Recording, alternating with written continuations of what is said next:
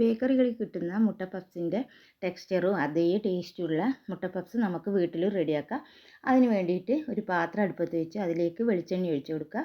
വെളിച്ചെണ്ണ ഒന്ന് ചൂടായി വരുമ്പോഴത്തേക്ക് നീളത്തിൽ അരിഞ്ഞെടുത്ത സവാള ചേർത്ത് കൊടുക്കുക. ആവശ്യത്തിന് ഉപ്പ് കൂടി ചേർത്തിട്ട് നന്നായിട്ടൊന്ന് വഴറ്റിയെടുക്കുക. അപ്പോൾ ഇതൊന്ന് വഴന്ന് വരുമ്പോഴത്തേക്ക് നമുക്കതിലേക്ക് വെളുത്തുള്ളി, ഇഞ്ചി, പച്ചമുളക് ഇത് ചേർത്ത് കൊടുക്കുക. വെളുത്തുള്ളി ഇഞ്ചി നന്നായിട്ട് ചതച്ചെടുത്തതാണ്. പച്ചമുളക് വട്ടത്തിൽ അരിഞ്ഞെടുത്തിട്ടാണ് ഇട്ട് കൊടുത്തിട്ടുള്ളത്. അപ്പോൾ ഇതെല്ലാം നന്നായിട്ടൊന്ന് കൂടി ഒന്ന് വഴറ്റിയെടുക്കണം. ഇനി നമുക്ക് പൊടികളൊക്കെ ചേർത്ത് കൊടുക്കുക. മഞ്ഞൾപ്പൊടി, മുളക് പൊടി, പെരുംജീരകം പൊടിച്ചത്, കുരുമുളക് പൊടി, പിന്നെ ഗരം മസാല ഇത് കൂടി ചേർത്തിട്ട് ഈ പൊടികളുടെയൊക്കെ പച്ചമണം മാറുന്നത് വരെ ഒന്നുകൂടി ഒന്ന് നന്നായിട്ട് വഴറ്റിയെടുക്കുക. ഇനി നമുക്കിതൊന്ന് മൂടി വെച്ചിട്ട് 1 മിനിറ്റ് വേവിച്ചെടുക്കണം. അപ്പോൾ മൂടി വെച്ചിട്ട് വേവിച്ചെടുക്കുമ്പോഴത്തേക്ക് ഉള്ളി നന്നായിട്ട് സോഫ്റ്റായി വരാനാണ് ഇങ്ങനെ മൂടി വെച്ചിട്ട് വേവിക്കുന്നത്. അപ്പോൾ ഇതാ 1 മിനിറ്റ് കഴിഞ്ഞപ്പോൾ തുറന്ന് നോക്കുമ്പോൾ തന്നെ നന്നായിട്ട് ഉള്ളിയൊക്കെ സോഫ്റ്റായി വന്നിട്ടുണ്ട്. അപ്പോൾ നമ്മുടെ ഫില്ലിംഗ് ഇവിടെ റെഡി ആയിട്ടുണ്ട്. മുട്ട പുഴുങ്ങിയിട്ട് ഇതുപോലെ കട്ട് ചെയ്ത് വെക്കുക. ഇനി പപ്സിൻ്റെ ഷീറ്റ് നമുക്ക് പിന്നെ സൂപ്പർ മാർക്കറ്റുകളിലൊക്കെ വാങ്ങിക്കാൻ കിട്ടും. അപ്പോൾ ഞാനിവിടുന്ന് സൂപ്പർ മാർക്കറ്റിൽ നിന്ന് വാങ്ങിച്ചതാണ് ഉപയോഗിക്കുന്നത്. ഇനി അതിലേക്ക് ഫില്ലിങ് വെച്ച് കൊടുക്കുക. 4 ഭാഗത്തു നിന്നും ഇതുപോലെ ക്രോസ് ആയിട്ട് ഇതുപോലെ മടക്കി കൊടുക്കുക.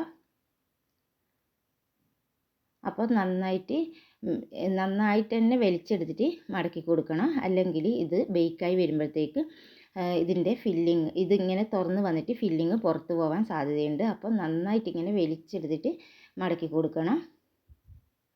അപ്പോൾ ഇതാ ഇതുപോലെ ചെയ്തെടുക്കുക. ഞാനെല്ലാം ഇതുപോലെ ചെയ്തെടുത്തിട്ടുണ്ട്. ഞാനിത് എയർ ഫ്രയറിൽ വെച്ചിട്ടാണ് ബേക്ക് ചെയ്തെടുക്കുന്നത്. അപ്പോൾ എയർ ഫ്രയറിൽ ഞാൻ ഒരു കുക്കിംഗ് പേപ്പർ വെച്ചിട്ട് അതിലേക്ക് ഇതൊക്കെ വെച്ച് കൊടുക്കുന്നുണ്ട്.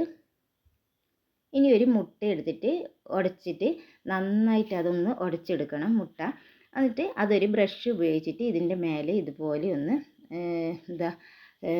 ഒന്ന് ബ്രഷ് ചെയ്ത് കൊടുക്കുക. അപ്പോഴത്തേക്ക് നമ്മുടെ ഈ ഒരു മുട്ട പപ്സ് നല്ല കളറൊക്കെ കിട്ടും.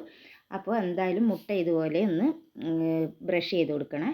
ഇനി നമുക്കിതൊരു 200 ഡിഗ്രിയിൽ 10 മിനിറ്റ് ഒരു ഭാഗം ബേക്ക് ചെയ്തെടുക്കുക. എന്നിട്ട് മറിച്ചിട്ടിട്ട് 10 മിനിറ്റ് മറ്റേ ഭാഗം കൂടി ബേക്ക് ചെയ്തെടുക്കണം. അപ്പോൾ ഇതാ നമ്മുടെ മുട്ട പപ്സ് ഇവിടെ റെഡി ആയിട്ടുണ്ട്. നല്ല സൂപ്പറായിട്ട് കിട്ടിയിട്ടുണ്ട്. എല്ലാവരും ഒന്ന് ട്രൈ ചെയ്ത് നോക്കുക.